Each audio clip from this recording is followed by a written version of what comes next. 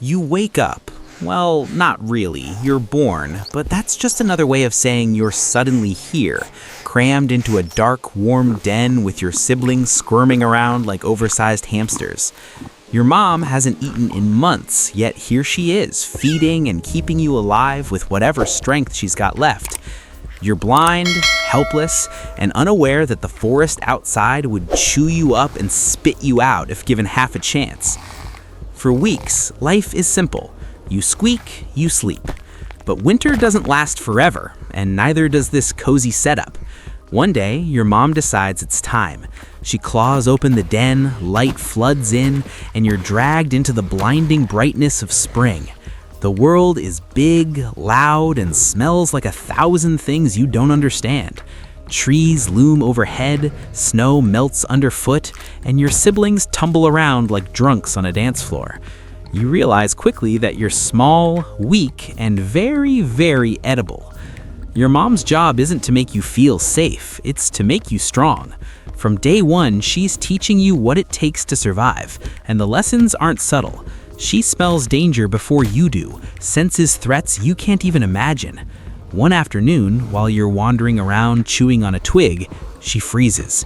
Her head snaps up, nostrils flaring, and then you hear it, a low, guttural growl. Wolves. They emerge from the bushes, foam dripping from their mouths, their eyes locked on you and your siblings. You're too scared to move, but Mom, she moves like a landslide. She rears up, roars so loud it shakes the trees, and charges. The wolves don't back away. They're hungry, but she doesn't give them a choice. Her claws flash, blood sprays, and one of them goes down. The others hesitate just long enough for her to send them running. She returns to you, panting, fur matted with blood, and nudges you back towards safety. It's not a tender moment, it's a warning. Pay attention, or next time you'll be the one bleeding out in the dirt. By summer, you're starting to figure things out. You watch Mom dig up roots, rip apart logs for insects, and dive into rivers to snatch salmon with terrifying precision. You try to imitate her, but it's a process. Your first attempt at fishing ends with you face first in the river, splashing around like an idiot while the fish swim away unbothered.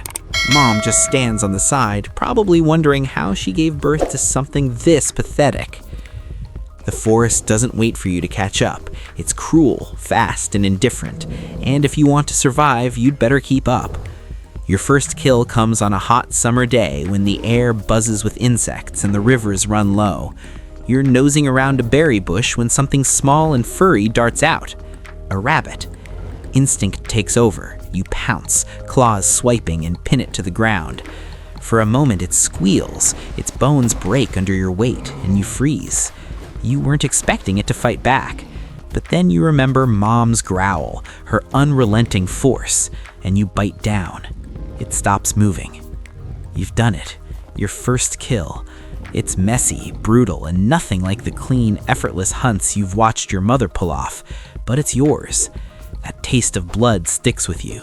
You start paying attention, watching the way Mom moves, the way she stalks and strikes with precision. You learn fast because you have to. The forest is a hunting ground, but it's also a battlefield. Every meal is a risk, and the line between predator and prey is razor thin.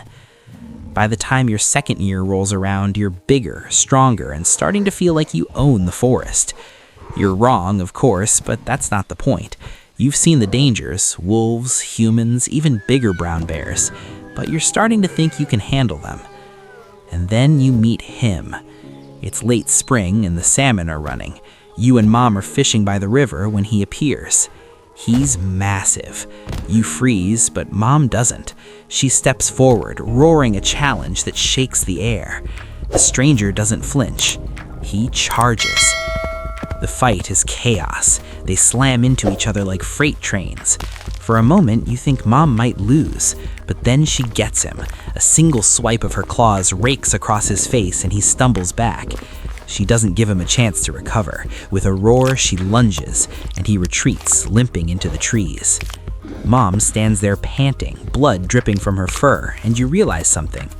This forest doesn't belong to the biggest brown bear.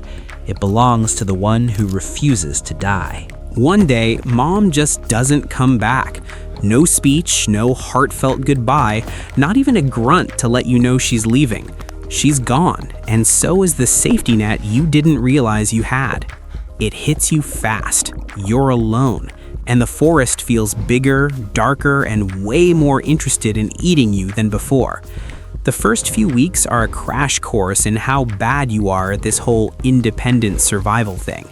You stumble around, misjudge threats, and almost become a meal for a pack of wolves who seem way too happy to see you. By the time you escape with your fur intact, you realize why most cubs don't make it to adulthood. Statistically speaking, you're more likely to end up as a pile of bear-flavored leftovers than a full-grown predator. Your first big win comes when you stumble across a deer carcass, still fresh with steam rising from it.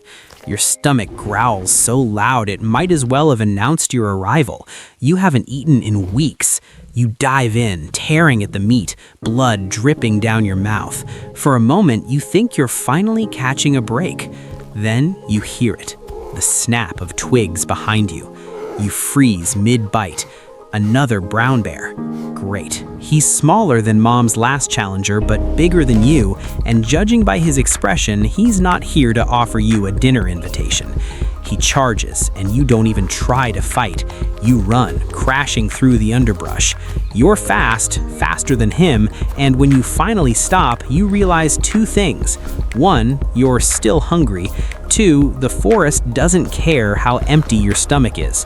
If you want to eat, you'd better be ready to bleed for it. By your fourth year, the tables have turned. You're no longer the scrawny cub running from every shadow. At 700 pounds, with claws sharp enough to carve your name into a tree and muscles built from years of fighting and hunting, you've earned your place at the top. Smaller predators steer clear, and even other brown bears think twice before crossing your path. You've graduated from snack to don't mess with that guy. One afternoon, while patrolling your territory, you catch the scent of blood. You follow it to a clearing and find a younger bear, maybe 2 years old, digging into a fresh carcass. He freezes when he sees you, wide-eyed and clearly debating his options. For a moment, you just stare at him, both of you weighing the odds. He makes the smart choice. He turns and runs into the trees, leaving the carcass behind. You don't bother chasing. What's the point? The food is yours now. And as you tear into it, you realize something. You've become the bear you used to run from. The forest doesn't challenge you anymore. It respects you, or at least knows better than to get in your way. Years pass, and the forest starts to feel different. Your once powerful body doesn't move like it used to, and the fights you used to dominate now leave you limping for days. The younger brown bears are getting bolder, testing you more often. And while you still win, it's starting to feel more like survival than victory. One day, after a particularly rough fight, you catch yourself retreating instead of pressing forward. That's when it hits you. The forest doesn't see you as untouchable anymore. You've still got your scars, your strength, and your pride, but the cracks are starting to show. The forest has no patience for weakness. It just waits for you to fall behind. As the first snow of winter falls, you retreat to an old den, one you haven't used in years. It feels smaller now, quieter. You curl up inside, your breath slowing as the cold settles in around you. You've fought, hunted, and ruled for longer than most, but the forest doesn't mourn its kings. It just waits for the next one to take the throne.